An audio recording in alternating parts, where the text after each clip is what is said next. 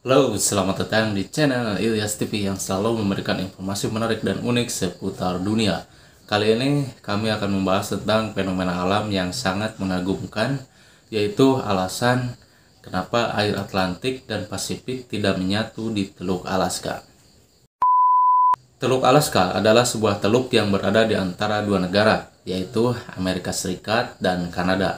Teluk ini berada di ujung Samudra Pasifik yang terbentang dari semenanjung Alaska ke Alexander Archipelago. Di tengah Teluk Alaska terjadi pertemuan antara air dari Samudra Pasifik dan air dari Laut Bering yang merupakan bagian dari Samudra Arktik. Namun, yang mengejutkan adalah keduanya tidak menyatu, melainkan terlihat seperti batas yang jelas antara dua warna air yang berbeda.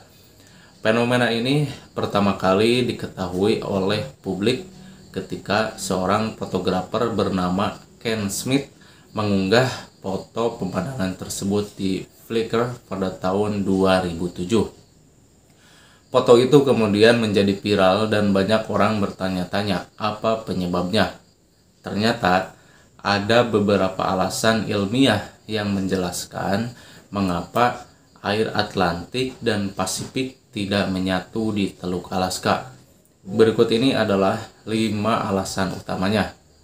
Yang pertama, perbedaan massa air.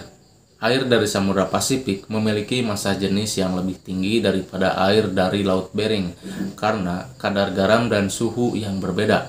Air Pasifik lebih asin dan lebih hangat, sedangkan air Bering lebih tawar dan lebih dingin karena berasal dari es yang mencair.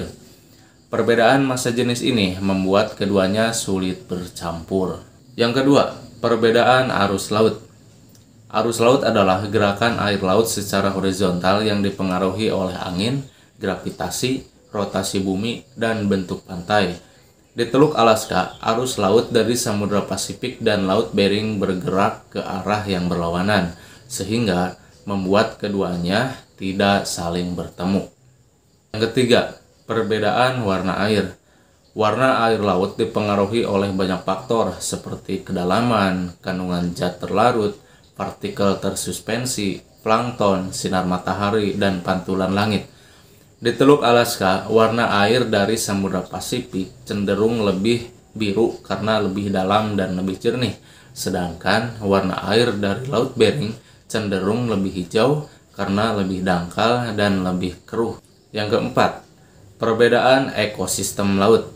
Ekosistem laut adalah keseluruhan komponen biotik dan abiotik yang saling berinteraksi di dalam lingkungan perairan laut. Di Teluk Alaska, ekosistem laut dari Samudra Pasifik dan Laut Bering sangat berbeda karena memiliki flora dan fauna yang berbeda.